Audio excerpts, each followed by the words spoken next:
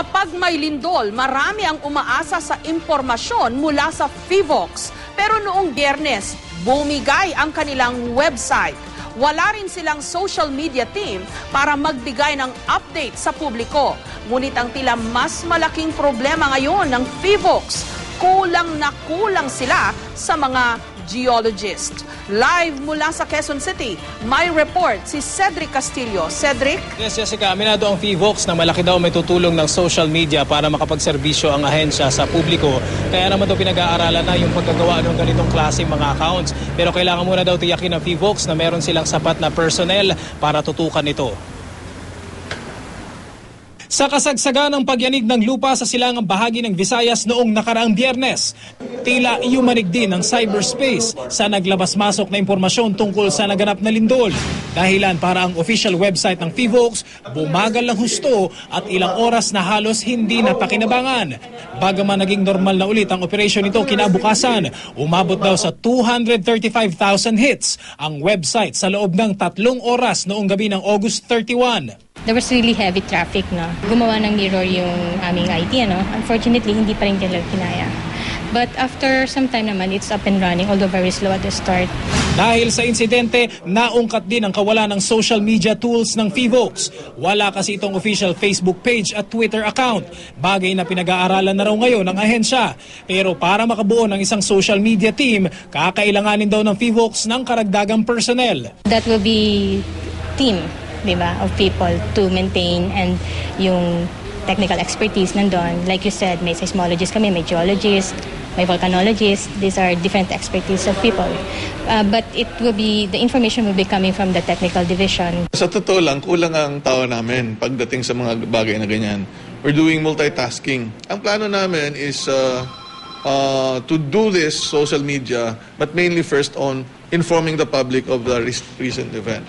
So, papasok na yan pag may dumating na mga dagdag na tao. Magkakahalong engineers, chemists, physicists, geologists at iba pa ang bumubuo sa buong ahensya ng PHIVOLCS. Sa mahigit 200 posisyon sa ahensya, lampas sa 40 ang nananatili raw na bakante. Sa mga datos na nakuha ng GMA News, sa 141 na kumuha ng licensure exams ng geology para sa taong 2012, 78 ang pumasa. Pero isa lang daw ang pumiling magtrabaho sa PHIVOLCS. Mas pinili daw kasi ng iba ang magtrabaho sa pribadong sektor kung saan higit na mataas ang sahod. Sa datos naman ng Commission on Higher Education, isa ang natural science discipline kung saan kabilang ang geology sa may pinakamababang bilang ng enrollee sa academic year 2010-2011. Malayong malayo kung ihahambing sa engineering, medical and allied at education science. Katunayan, noong isang taon, ang kabuuang bilang ng nakagraduate sa kursong geology sa buong bansa, wala pang 50. Unfortunately nga, hindi attractive yung positions. Actually, we've been advertising, say, for geologists. We have vacancies, pero, not many are applying. Sabi ng PHIVOLCS, may sapat na bilang naman daw sila ng mga eksperto sa kanilang hanay. Pero malaking tulong daw kung magkakaroon ng mga bagong salta na hindi magpapasilaw sa ibang mas marangyang oportunidad. Malayo ang laban. Of course, despite that, we hope that other young professionals ma-attract na magtrabaho sa government for the sake of working para mabigyan ng service ang publiko.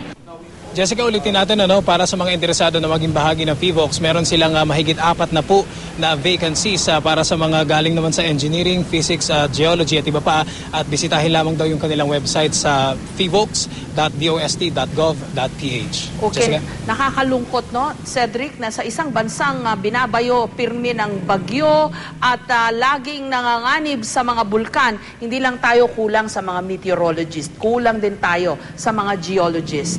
Tama, Jessica. Actually, tinanong din natin kanina sa PHIVOLCS kung merong so-called brain drain. Ang sinasabi nila, kung tutuusin, even said na sinabi nila, hindi rin naman daw kasi maganda yung offer dun sa mga geologists sa private sector daw. Lalo na may mining ngayon, di ba? May mining boom. Tama, Jessica, kung papakita nga natin kanina 11,000 na entry level compared do sa 30,000 sa private practice, talaga hindi daw masisisi yung ibang mga kabataan nga na pipiliin yung gano'n. Pero ang ino-offer naman daw ng PHIVOLCS ay yung talagang expertise dun sa mga trainings na igagawa dun sa field na yon, and yung chance na makapag-serbisyo sa public, Jessica. Okay, naalala ko parehong under ng DOST itong Pag-asa at itong PHIVOLCS. No? Sana wag na dumating dun sa puntong ginawa ng mga empleyado ng Pag-asa para mapansin din itong mga problema ng PHIVOLCS. Well, wala pa naman tayo nakuhang impormasyon na ganyan, Jessica. Actually, tinanong din natin kanina yung spokesperson tsaka yung mga empleyado. At so far, wala namang nakakarating na reklamo sa sahod, Jessica.